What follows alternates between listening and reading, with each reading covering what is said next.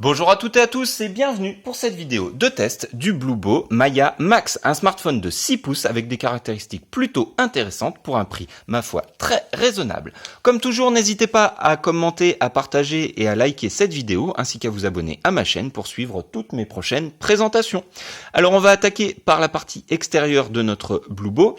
Un téléphone avec des dimensions, vous allez le voir, assez imposantes, c'est normal, il a un écran de 6 pouces. Alors, en largeur, on est sur 82 mm, la hauteur est de 161 mm, et on a une épaisseur relativement raisonnable, puisque c'est un smartphone qui fait entre 8 et 9 mm d'épaisseur. C'est plutôt raisonnable compte tenu du fait que à l'intérieur, il embarque une batterie de 4200 mAh. Le poids de ce téléphone est de 217 grammes, c'est assez lourd. Si on n'en a pas l'habitude, c'est vrai que ça pèse en main, mais il est relativement équilibré et il donne quand même une belle sensation de qualité. D'autant plus que c'est un téléphone qui a une coque arrière intégralement en aluminium brossé, donc plutôt joli et plutôt agréable à tenir en main. Ici, on a une espèce de film protecteur qui est à retirer évidemment, mais on devine en dessous l'aluminium brossé, donc c'est plutôt joli. Sur la partie arrière, on va retrouver une caméra arrière avec un double LED flash. Ici, un lecteur d'empreintes digitales, c'est plutôt un bon point. Sur le dessous, eh bien, vous allez avoir deux grilles, une pour le haut-parleur, une pour le microphone, et de l'USB type C, encore un bon point pour ce téléphone. Sur la partie droite, eh bien, on va avoir très classiquement un bouton Power On/Off et un bouton Volume Plus/Moins.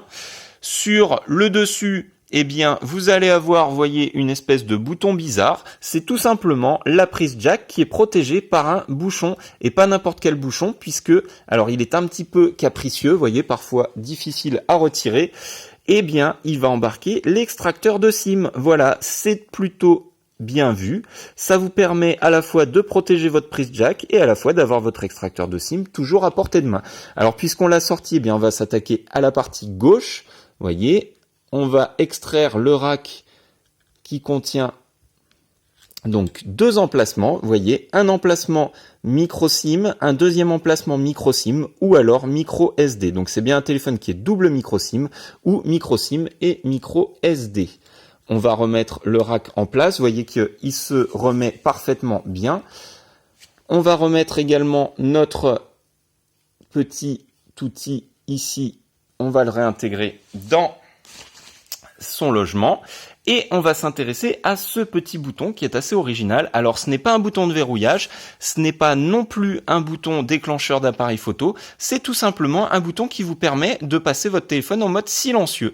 Voilà, ici il est en mode normal, là vous le passez en mode silencieux. Voilà, c'est... Alors... Certains peuvent s'interroger sur l'utilité d'un tel dispositif. Je peux vous assurer que ça a un côté pratique parce que tout simplement ça vous évite d'allumer votre écran pour couper le son du téléphone. Si vous avez besoin de couper le son rapidement, eh bien vous actionnez ce petit bouton et c'est instantané. Voilà, je trouve que c'est plutôt bien vu et en tout cas ça montre que le constructeur a la volonté d'innover un petit peu en la matière. Alors je ne sais pas si c'est le premier à l'avoir fait, mais en tout cas d'intégrer ça à son modèle, c'est plutôt bien vu. Ensuite, sur la face avant, eh bien, on va retrouver ici une caméra frontale. Pas de bouton physique malheureusement, ce sont des boutons virtuels qui sont intégrés à l'écran. Et sur la partie haute, eh bien, on va avoir une LED de notification. Ça, c'est encore un bon point pour ce smartphone. Allez, on passe à la présentation software. Alors, la partie donc software de notre téléphone. Ici, vous voyez, on a un écran qui est très lumineux, très joli, vraiment, une belle luminosité, donc c'est plutôt agréable. L'écran, évidemment, est très fluide, il est assez réactif. On a, vous voyez, des animations de transition qui sont plutôt sympas. Rien d'extraordinaire, mais voilà, c'est pas du basique, ça a été retravaillé, il y a une petite surcouche. On a donc les boutons, comme je vous l'ai dit ici, les boutons virtuels qui sont au bas de l'écran. Malheureusement, ces boutons ne peuvent pas être cachés, à part évidemment lorsque vous lancez une vidéo où là, ça se masque automatiquement. On va aller regarder la partie IMEI, étoile dièse 06 dièse. Ici, eh bien, vous avez deux IMEI en 86. Ensuite, on fait la même chose pour essayer d'avoir le mode ingénieur. Et là, malheureusement, vous voyez que on n'a pas accès au mode ingénieur sur ce téléphone. Alors, il faudra croire le constructeur sur parole, puisqu'il nous affiche un téléphone avec full 2G, full 3G, et également full 4G, puisqu'on a le B1, le B3, le B7 et le B20. Voilà, donc un téléphone qui est complet, avec toutes les bandes de fréquences pour la France, c'est parfait. On va aller voir du côté d'Antutu, qui va nous donner un score de 43 749 pour ce téléphone, un score modeste, mais voilà, tout à fait raisonnable, compte tenu des caractéristiques du téléphone. Évidemment, ça correspond toujours à ce que votre téléphone va embarquer. C'est bien un Bluebo Maya Max, la version Android c'est du 6.0, le CPU, on est sur du MediaTek MT6750, le processeur graphique un Mali T860, la résolution d'écran c'est du simple HD, 720 par 1280, l'appareil photo 13 mégapixels. On est sur un appareil qui fait 3 Go de RAM et 32 Go de ROM. C'est plutôt pas mal. En plus, vous pouvez étendre la mémoire avec la micro SD. Donc, on a largement ce qu'il faut pour faire tourner toutes vos applis. Le CPU, donc, du MT6750, un octa-core cadencé à 1,5 GHz. On va aller regarder plus en détail le fonctionnement de nos CPU. Et voyez, on a bien 2 cœurs qui fonctionnent, 2 ou 3 cœurs, et les autres qui se mettent en sommeil. Vous voyez, donc ça fonctionne plutôt bien et ça promet une consommation d'énergie qui ne sera pas excessive si évidemment on ne tire pas trop sur la vidéo, sur la luminosité de l'écran, etc. Ensuite, on va aller voir donc notre partie graphique avec le Mali T860, la résolution 720 par 1280, seulement 320 dpi de densité de pixels, c'est assez peu, mais c'est suffisant pour avoir une bonne qualité d'image. On va aller faire un test du multitouch. Alors, on va mettre nos doigts ici sur l'écran et alors, on va essayer de le faire bien. Tac. Normalement, je devrais y arriver. Voilà. On a bien du multipoint à 10 points. Ça, c'est un très très bon point pour l'écran. Ça veut dire qu'on a un écran de bonne qualité puisqu'il prend jusqu'à 10 points simultanés. Alors évidemment, vous ne mettrez jamais vos 10 doigts sur l'écran en même temps, mais ça permet d'avoir une bonne réactivité d'écran et voilà, une bonne gestion en tout cas de l'aspect tactile.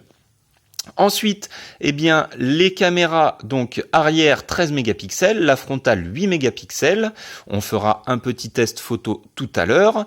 La batterie, vous voyez, donc ici on est à 30%. On va aller voir donc que notre appareil n'a pas de NFC. Et au niveau des capteurs, alors là c'est peut-être un point faible, on a donc le capteur d'accélération, le capteur de luminosité, le capteur de proximité, et c'est tout. On a vraiment le strict minimum. Pas de capteur d'orientation, pas de boussole, etc. Donc ça veut dire que notamment pour Pokémon Go, malheureusement vous ne pourrez pas avoir la réalité augmentée. Alors ça n'empêche pas de jouer au jeu. J'ai pour ma part testé le jeu avec un téléphone qui n'avait pas la boussole. Ça fonctionne, mais vous n'avez pas la réalité augmentée. Voilà, donc là c'est pareil, on peut lancer le jeu, j'ai testé, il fonctionne, mais voilà, vous n'aurez pas l'aspect réalité augmentée. Je me répète, mais c'est important à préciser. Ensuite, on va aller voir notre GPS. Alors le GPS, voyez, un fixe instantané, il démarre à froid puisque je ne l'avais pas déclenché avant. Vous voyez, on est en intérieur, on a 9-10 satellites, c'est plutôt pas mal et c'est normal puisque notre téléphone embarque le GLONASS. Vous voyez, on est sur 12 satellites après quelques secondes. Donc effectivement, il est GPS, AGPS et GLONASS. Donc vous aurez une excellente précision de localisation avec ce téléphone. Encore un point très positif. Ensuite, on va aller voir le menu des paramètres avec Ici, vous voyez rien d'extraordinaire. On a le téléchargement turbo. Je trouve que c'est une option qui est plutôt pas mal sous Marshmallow. Voilà, vous avez la possibilité de télécharger à la fois sur votre réseau GSM et à la fois en Wi-Fi, donc pour accélérer vos téléchargements. Ensuite, pas grand-chose de particulier. Voyez, on retrouve toutes les fonctionnalités classiques de Android. Vous voyez, il y a vraiment rien d'extraordinaire.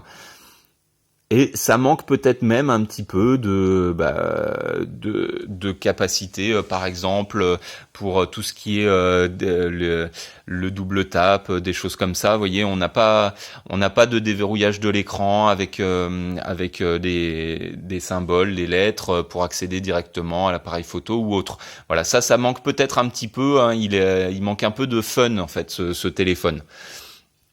Malgré tout, c'est pas là-dessus que le fabricant a communiqué, puisque il a communiqué essentiellement sur la solidité de l'appareil. Solidité qui va se traduire par quoi ?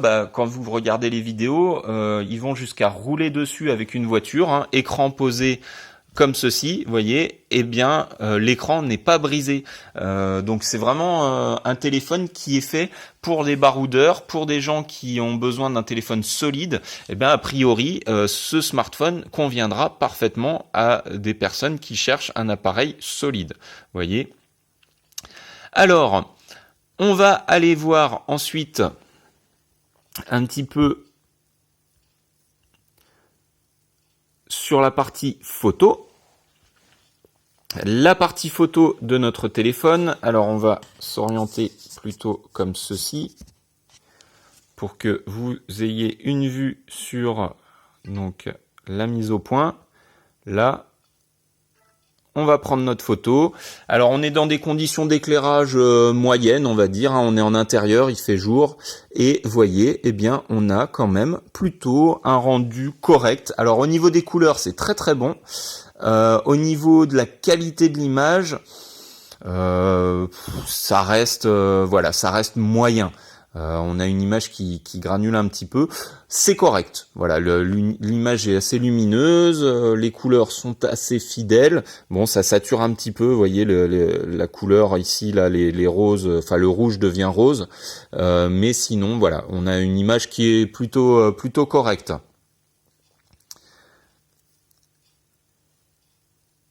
Ensuite, on va lancer quand même le jeu Pokémon Go pour que vous ayez une idée de la vitesse déjà de lancement. On est sur de l'octa-core, donc ça tourne plutôt bien. Par contre, moi j'ai eu plusieurs fois au démarrage de l'appareil. Ah oui, forcément, j'ai pas eu la mise à jour.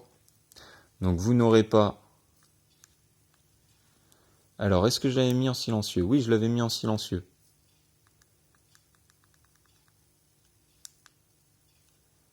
Alors, comment ça marche ? Ah, il veut pas se mettre en mode normal. Ah voilà, d'accord. Ok, je l'avais... En fait, c'est inversé. D'accord. Non, en fait, sur le bouton, là, vous avez la petite cloche barrée qui apparaît, donc qui semble indiquer que le son est coupé. Et en fait, c'est l'inverse. C'est-à-dire que quand vous allez le mettre comme ça, là, ça se met en mode silencieux, alors que là, c'est en mode normal. Ok. Bon, très bien. Alors, c'est pas grave, on va aller voir ailleurs pour avoir le son. On va mettre le benchmark AnTuTu. On va le démarrer. On va monter notre son au maximum.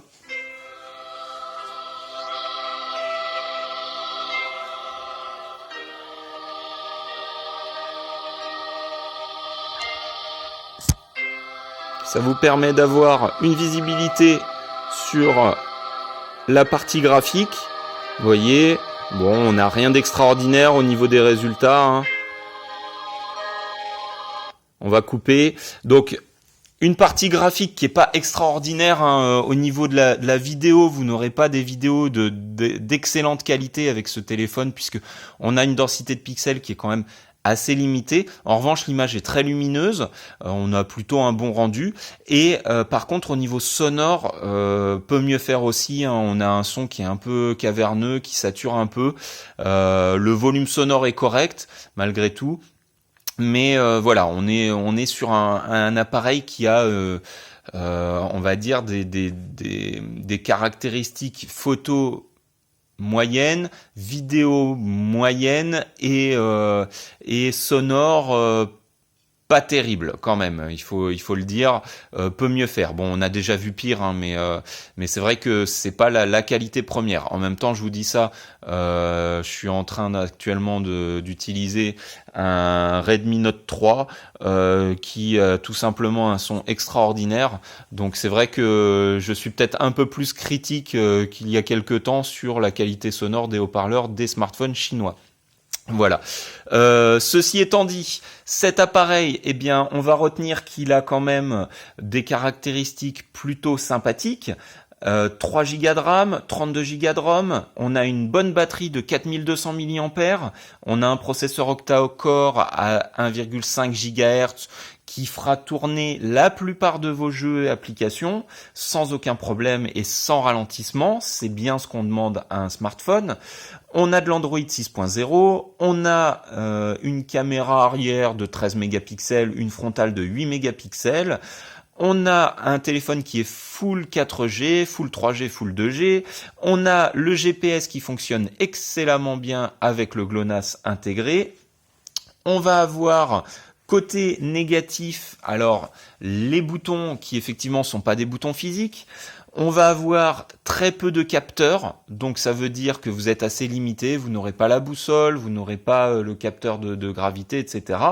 On a quand même un appareil qui est assez lourd avec 217 grammes et tout cela constitue un téléphone qui va avoir des caractéristiques moyennes en fait.